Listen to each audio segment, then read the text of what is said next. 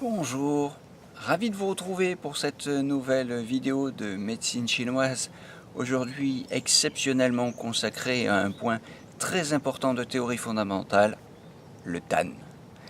Tan, ou Tan-Yin, c'est vraiment une notion très originale de la médecine traditionnelle chinoise qu'on peut traduire par mucosité si vous voulez, mais c'est une traduction difficile et problématique parce que la notion de mucosité ne rend pas du tout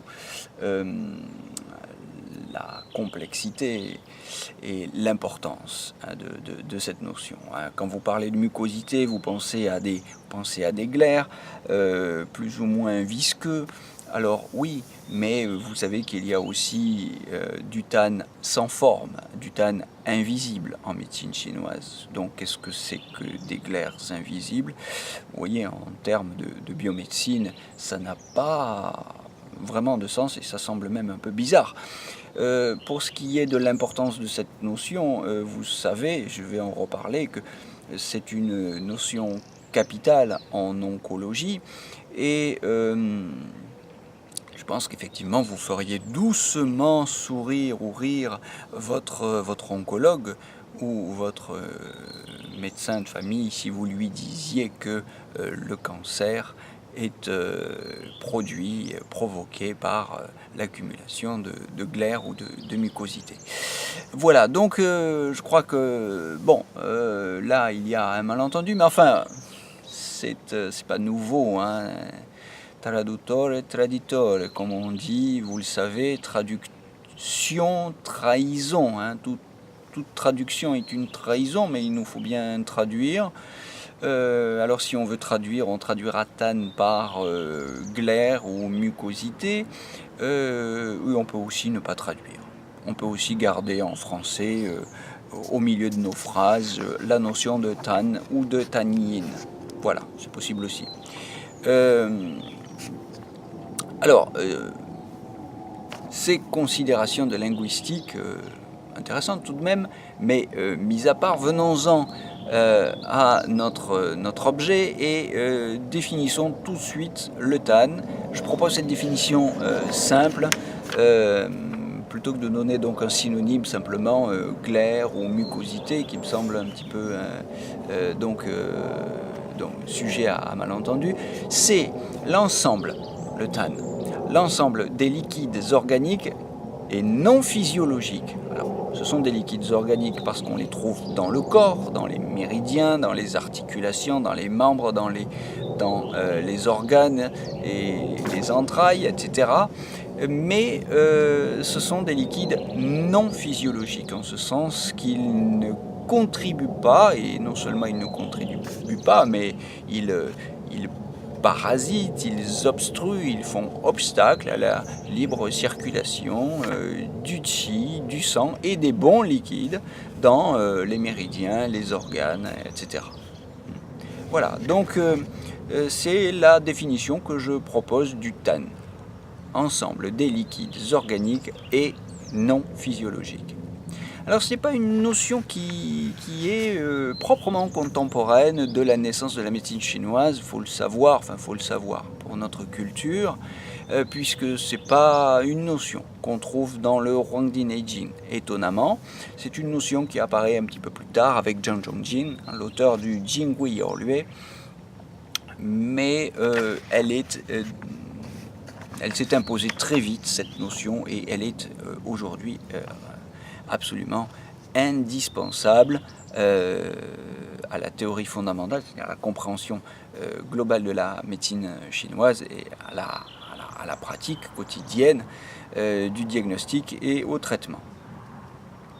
Alors, je vous propose d'aller, si vous êtes étudiant en médecine chinoise, directement au chapitre 17 du précis de médecine chinoise d'Éric Marier, où vous allez trouver, donc dans ce chapitre concernant les syndromes du qi, du sang et des liquides organiques, les syndromes des liquides organiques, et donc de ces liquides organiques qui ne sont pas physiologiques et qu'on appelle le tan et le yin, ou tan yin. vous avez une distinction dans ces pages 402-403 si je ne m'abuse. Enfin, je vérifierai en postant la vidéo et si je me trompe, je corrigerai dans le descriptif qui se trouve sous la vidéo. Enfin, vous avez une distinction très pratique, très utile en pratique, pour mener votre interrogatoire et aboutir à la définition du syndrome dont vous avez absolument besoin pour faire votre traitement en médecine chinoise, c'est la distinction entre Tan et Yin. Alors, vous avez d'un côté le Yin qui correspond, si vous voulez, au glaire ou aux mucosités ou aux flegmes classés en fonction de leur localisation. Et vous avez 4 localisations. Je vais y revenir tout de suite. Et de l'autre côté, vous avez le Tan. Le Tan, c'est les glaires, les mucosités, si vous voulez, mais classées en fonction du pervers avec lequel ils se combinent. Par exemple, vous avez du Tan froid, du Tan chaleur, du Tan humidité, du Tan sécheresse, du Tan vent, etc. Donc vous savez que ce froid, cette chaleur, ce vent, cette humidité sont des pervers climatiques.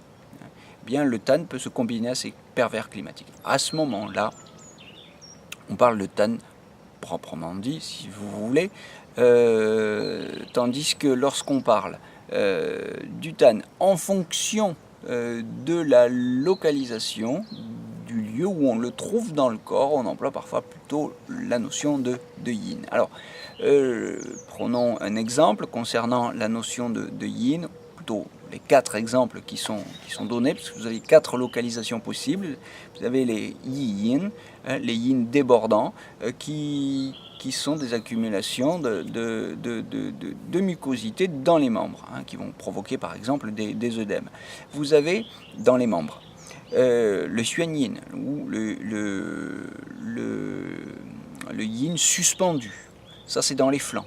Vous avez le Zhi-Yin, Zhi-Yin c'est dans les bronches. Et enfin, le Tan-Yin ou le Yin mucosité qui concernera plutôt le centre, la rate et l'estomac avec des signes de nausée, de vomissement par exemple. Pour ce qui est encore une fois du Tan-Yin, il se combine avec les facteurs climatiques dont j'ai parlé tout à l'heure, avec les pervers climatiques, et il va se caractérisé par les signes caractéristiques de ces facteurs climatiques. Donc, prenons par exemple le Tan chaleur, eh bien, va se caractériser ou s'accompagner de signes de chaleur. Voilà. Alors, je rajoute que évidemment il y a une différence qui n'est pas spécifiquement évoquée dans ces pages 402 et 403 entre le Tan avec forme et le Tan sans forme. Tan sans forme qui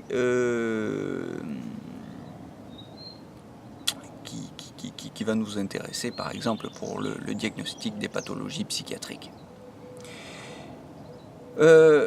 Tan, ça renvoie, si vous voulez, d'une manière générale à des liquides plus troubles et plus visqueux, tandis que le Yin renvoie à des liquides plus fluides et plus clairs. Ça, c'est une distinction importante dans cette terminologie spécifique. Voilà, je précise au passage que c'est sous la dynastie Song, c'est-à-dire avec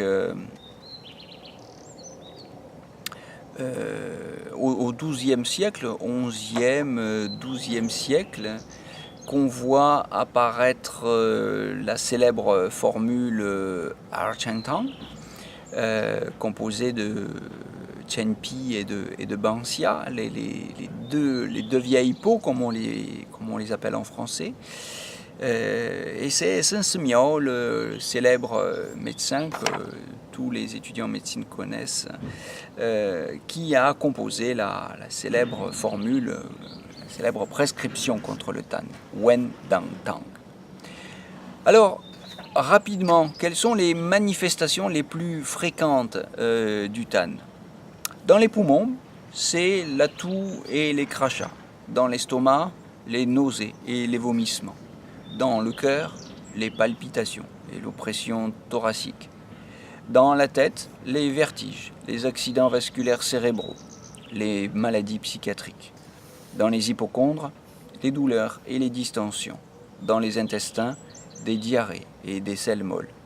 Dans les jingluo, dans les méridiens, ce sont des tuméfactions et des gonflements. Et dans les membres, des rhumatismes, par exemple. Alors la liste n'est pas exhaustive, puisque on a tendance à considérer que tous les signes bizarres, comme on les appelle parfois en médecine chinoise, relèvent du tan. Quand vous avez un signe qui ne correspond pas au signe que vous avez l'habitude de rencontrer dans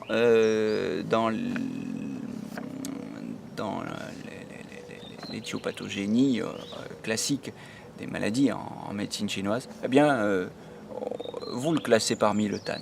C'est ce qu'on fait couramment en pratique. Le traitement de ce tan consiste, pour le bon médecin, d'abord à faire circuler. Je dis pour le bon médecin parce que le bon médecin est celui qui voit venir les stagnations avant qu'elles ne s'aggravent et donc à un stade initial de la pathologie, on fait circuler. Cela dit, si on n'a pas vu venir cette formation du tan, si on ne l'a pas vu s'installer, ou si tout simplement le patient n'est pas venu nous consulter, qu'il a fait l'autruche, eh bien, à ce moment-là, il faut dissoudre. Donc, à un stade initial, on fait plutôt circuler. À un stade avancé, on dissout le tan. On assèche la rate et on la tonifie. Ça fait partie des principes de traitement ordinaire du tan. En même temps, il n'est pas rare qu'on soutienne aussi le rein, c'est-à-dire qu'on tonifie le rein pour l'aider à tonifier la rate. On fait circuler le sang aussi, c'est très important parce que un proverbe chinois dit que tan et yu, c'est la stagnation sanguine, ont la même origine.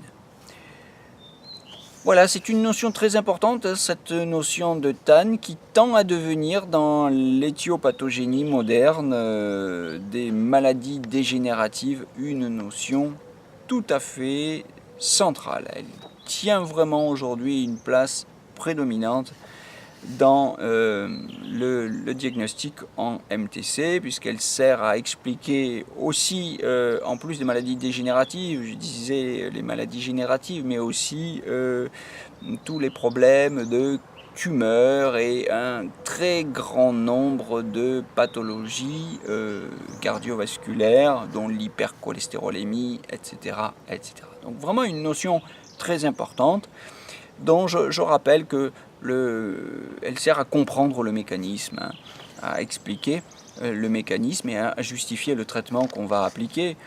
Le tan obstrue la libre circulation du qi, formant des chairs malsaines, rou. Ces chairs malsaines, ce sont toutes les formations qui encombrent le métabolisme, qui l'intoxiquent, et qui vont former les ailu, c'est-à-dire les tumeurs. Voilà, c'est une notion très importante, une clé du cancer.